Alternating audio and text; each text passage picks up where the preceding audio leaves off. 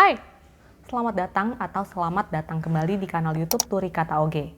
Beberapa waktu yang lalu, Leoni dari kanal YouTube The Book Leo mengunggah sebuah video mengenai villains, alias tokoh penjahat. Di salah satu bagian dalam video tersebut, Leoni tuh bilang bahwa ada ketidaksetujuan di community post yang dia buat dalam rangka membuat video tentang villains tersebut. Ketidaksepakatannya itu adalah tentang seberapa diperlukannya backstory untuk para villain. Awalnya Leoni tuh mikir bahwa seperti dirinya, orang-orang akan senang ketika villains itu atau tokoh penjahat dikasih backstory.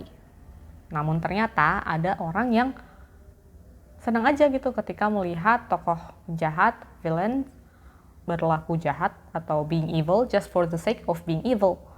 Lalu ada pula orang-orang yang bilang bahwa ya semua orang punya masa lalu yang buruk gitu, dan itu nggak membuat orang menjadi psycho atau menjadi pelaku tindak kejahatan. Nah, dalam video ini gue ingin mencoba membagikan pendapat gue tentang topik tersebut. Gue suka cerita, dan membicarakan sesuatu yang gue sukai adalah sebuah kesenangan bagi gue. Kalau kamu suka cerita juga, then come right in, cause that's what Turi Kata Oge is all about. Pertama, mari kita sama-sama satukan pemahaman dulu mengenai pervillainan ini. Jadi di dalam karya fiksi itu ada yang namanya tokoh protagonis atau tokoh utama yang merupakan pusat dari suatu cerita. Sedangkan pihak yang bertentangan atau berseberangan dengan si protagonis itu adalah antagonis. Sebenarnya antagonis itu nggak harus selalu berwujud tokoh. Bisa juga berupa keadaan, situasi, force, mungkin hal-hal semacam itu. Jadi pada intinya antagonis itu adalah pihak yang bertentangan dengan sang protagonis, pihak yang menjadi penghambat atau penghalang bagi sang protagonis untuk mencapai tujuannya, dan juga merupakan pihak yang memaksa si tokoh utama itu untuk menghadapi ketakutan terbesarnya. Di cerita-cerita yang sifatnya tradisional atau konvensional, I suppose, biasanya tokoh protagonis itu adalah tokoh dengan moral yang baik, sedangkan antagonis adalah tokoh yang moralnya tidak baik. Memang ada cerita-cerita yang tokoh protagonisnya itu secara moral bersifat netral atau abu-abu, atau mungkin sebenarnya ya perlu dipertanyakan moralnya itu bagaimana. Jadi tokoh antagonis pun nggak berarti selalu murni tokoh yang jahat gitu. Nah, tapi dalam konteks ini yang akan dibicarakan adalah tokoh antagonis yang adalah evildoer, orang-orang yang melakukan tindakan-tindakan yang dipandang jahat, tidak baik, tidak benar gitu. Bagaimana sih biasanya tokoh penjahat ini diperlakukan? Yang biasa gue lihat terkhusus di webtoon ya, karena selain gue suka baca webtoon, gue juga senang untuk baca kolom komentar di platform tersebut. Gue sering menemukan bahwa pembaca tuh sangat menanti-nantikan tokoh antagonis untuk dikalahkan, tapi nggak mau ceritanya cepat kelar. Terus juga ya para pembaca seringkali memaki, mencemooh, nyorakin si tokoh antagonis, si tokoh penjahat, terus juga bersorak-sorai, senang gitu ketika akhirnya dia dihukum, terus juga mentertawakan ketika tokoh antagonis melakukan tindakan konyol atau bodoh. Ya meskipun pembaca juga bisa aja ya ketawa ketika tokoh utama melakukan tindakan konyol, tapi gue rasa attitude-nya akan beda gitu. Terus juga ya kadang ada aja nih pembaca yang bilang, gue mau masuk ke dalam cerita tersebut, alias terisekai ke dalam cerita dan menghajar si tokoh penjahatnya itu sendiri gitu. Sebenarnya menurut gue wajar ya ketika tokoh penjahat, tokoh antagonis menjadi tokoh yang cenderung dibenci, karena biasanya pembaca atau penonton tuh digiring untuk mendukung si tokoh utama gitu. Dan hal ini akan terlihat lebih nyata ketika penulis membuat tokoh utama dari cerita yang bersangkutan tuh lovable dan mungkin attractive juga, dan punya traits yang menarik gitu. Contoh yang terpikirkan oleh gue mengenai hal ini adalah Noblesse dengan tokoh utamanya Kadis Etrama di Raizel. We all love him. Ya, buat yang ngikutin pasti kan sayang banget ya sama Rai. Dan sangat-sangat membenci si tokoh antagonis di cerita itu gitu. Nah, gue ingin coba membagikan apa saja sih hal-hal yang menjadi bahan pertimbangan gue ketika memandang suatu tokoh. Dalam kasus ini tentunya adalah tokoh antagonis atau penjahat. Sebelum gue cerita apa aja faktor-faktor tersebut, gue juga mau nih denger pendapat kamu tentang tokoh antagonis atau tokoh penjahat. Siapa tokoh antagonis favorit kamu? Atau justru siapa tokoh antagonis yang paling kamu benci? Kamu bisa bagikan di kolom komentar. Sekarang gue akan sebutkan apa saja sih faktor yang menjadi bahan pertimbangan gue di dalam menilai atau memandang suatu tokoh, khususnya tokoh antagonis. Yang pertama adalah backstory alias kisah masa lalu. Ditunjukkan atau tidak ditunjukkannya backstory seorang tokoh tuh menurut gue sangat menentukan cara gue memandang atau cara gue menghargai tokoh tersebut. And I'm such a sucker for good backstories. Jadi kalau misalnya gue nemu tokoh dengan backstory yang bagus, yang menarik, terlepas itu tokoh utama, tokoh sampingan, antagonis atau protagonis, gue biasanya akan sangat senang gitu ya. Dan kalau sang penulis menyajikan backstory dari seorang tokoh antagonis, ya biasanya gue akan cenderung jadi bisa memahami dan kayak, ya iyalah, wajar lah dia berbuat seperti itu. Masuk akal lah dia sekarang jadi pribadi yang kayak gini gitu misalnya. Dan mungkin gara-gara melihat backstory yang kayak gitu, gue dan beberapa pembaca atau penonton lain bakal yang kayak ingin menyalahkan pihak yang membuat si tokoh tersebut mengalami kejadian seperti itu gitu. Tapi seperti yang ada di videonya si Leoni, dan gue rasa gue juga sepertinya harus terus diingatkan bahwa ya kisah masa lalu yang menyedihkan atau traumatis tuh tidak serta-merta membuat seseorang menjadi pelaku tindak kriminal gitu. Itu kalau misalnya ada backstory. Tapi kalau misalnya nggak dikasih backstory, mungkin itu akan jadi alasan yang baik ya bagi pembaca atau penonton untuk membenci tokoh tersebut. Karena kan nggak kelihatannya apa sih alasan dibalik tindakan-tindakannya dia yang jahat itu. Tapi ya selain backstory ada juga faktor lain, yaitu yang kedua, motif. Setelah membaca cerita ini dan itu, gue jadi melihat nih bahwa motif orang untuk melakukan suatu tindakan tuh ada dua secara garis besar. Yang pertama adalah survival, yaitu ketika seseorang dipaksa untuk melakukan suatu tindakan agar bisa bertahan hidup, baik itu bagi dirinya sendiri maupun bagi orang lain. Contoh yang terpikirkan oleh gue untuk motif survival ini adalah Sandman di Marvel Universe. Dan gue melihat kadang tuh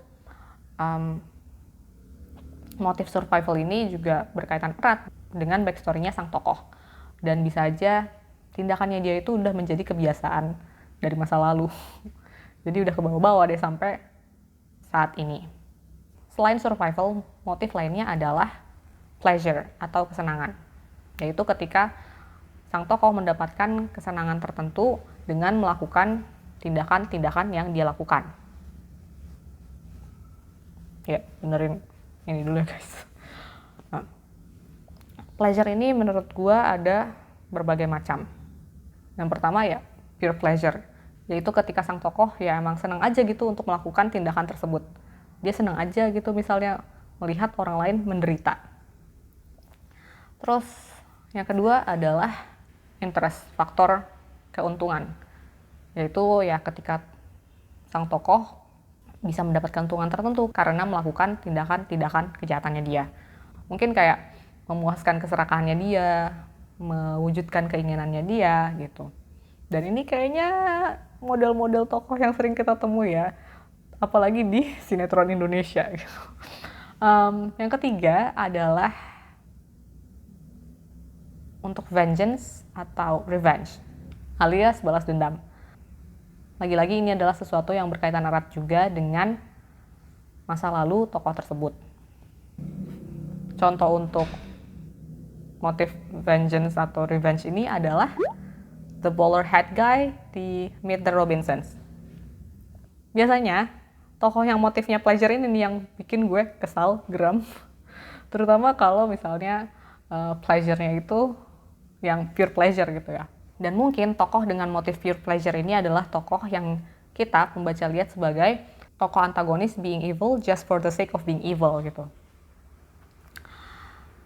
Faktor lainnya yang gue rasa mempengaruhi motif juga dan juga berkaitan sama backstory adalah worldview atau belief dari sang tokoh. Bagaimana tokoh tersebut melihat dunia, memandang dunia, menilai dirinya sendiri dan orang lain. Apa hal-hal yang dia percayai tentang dirinya, tentang orang lain, tentang lingkungan sekitarnya, tentang dunia gitu. Kadang ada tokoh yang punya cara pandang yang brilian, menarik, tapi mungkin akan dilihat orang lain sebagai sesuatu yang eksentrik gitu. And sometimes I love that, ya. Tapi juga ada nih tokoh-tokoh yang menurut gue cara pandangnya tuh delusional. Salah satu contohnya adalah seorang tokoh di webtoon Parallel City. Itu adalah salah satu penjahat yang benar-benar bikin gue kesel dan kayak I despise him, but at the same time I'm afraid of him. Gitu. Iya. Dan apa ya? Mungkin contoh gampangnya dari cara pandang yang delusional tuh gini. Dunia ini akan menjadi lebih baik kalau gue menghancurkan umat manusia. Itu sederhananya ya. Dan ya biasanya yang cara pandangnya delusional dan ngaco itu yang bikin kayak dude, come on. Ya, itu untuk faktor-faktor yang mempengaruhi cara pandang gue terhadap suatu tokoh. Lalu selain ketiga faktor tadi, ada pula hal-hal yang menurut gue baik juga untuk kita pikirkan. Yang pertama adalah kecenderungan manusia untuk ingin menjadi superior. Umumnya kita manusia ingin setidaknya menjadi sama dengan orang lain, setingkat gitu sama orang lain. Atau kalau bisa, sebisa mungkin sebenarnya menjadi unggul dibandingkan orang lain atau ya punya keunggulan lah dalam hal-hal tertentu dibandingkan dengan orang lain. Menurut gue ini juga akan dialami oleh tokoh-tokoh di dalam tokoh fiksi tentunya. Dan ini merupakan suatu hal yang wajar karena nggak ada orang yang mau diinjak-injak, nggak ada orang yang mau direndahkan. Permasalahannya adalah ketika seseorang memandang superioritas menjadi excuse buat dia untuk bertindak sesuka hati atau alasan untuk bisa menginjak-injak orang lain. Lalu hal lainnya yang juga perlu dimasukkan ke dalam bahan pertimbangan adalah bahwa ketika seorang tokoh antagonis dituliskan dengan baik, biasanya tokoh tersebut tuh nggak melihat dirinya sebagai tokoh penjahat dalam cerita. Ini biasanya terjadi pada tokoh-tokoh yang punya cara pandang yang eksentrik, yang punya keinginan untuk mengubah keadaan yang ada di sekitarnya dia atau bahkan di dunia. Hai guys, ada yang hampir terlupa. Selain ada tokoh yang seperti barusan gue sebutkan, yaitu tokoh yang melihat dirinya sebagai tokoh utama, melihat bahwa apa yang dilakukan itu punya tujuan yang baik dan yang dilakukan benar-benar aja gitu. Meskipun ya mungkin dalam perjalanannya dia bunuh orang, merampas hak milik orang dan sebagainya. Ada juga tokoh-tokoh penjahat yang sebenarnya sadar bahwa perbuatan yang dilakukan itu tidak baik. Ada tokoh yang sadar bahwa yang dilakukan itu menyakiti orang lain dan ada rasa bersalah di dalamnya. Tapi dia kesulitan untuk menghentikan perbuatannya itu. Dan dia sadar bahwa dia akan dihukum. Nah, gue seneng banget sama tokoh-tokoh yang kayak gini, yang kayak sadar dia salah dan juga at some point tokoh itu menerima gitu bahwa dia akan dihukum dan mau ya dengan willingly menerima hukumannya itu gitu loh. That's so good. Gue suka banget trope yang kayak gitu tuh. Ya,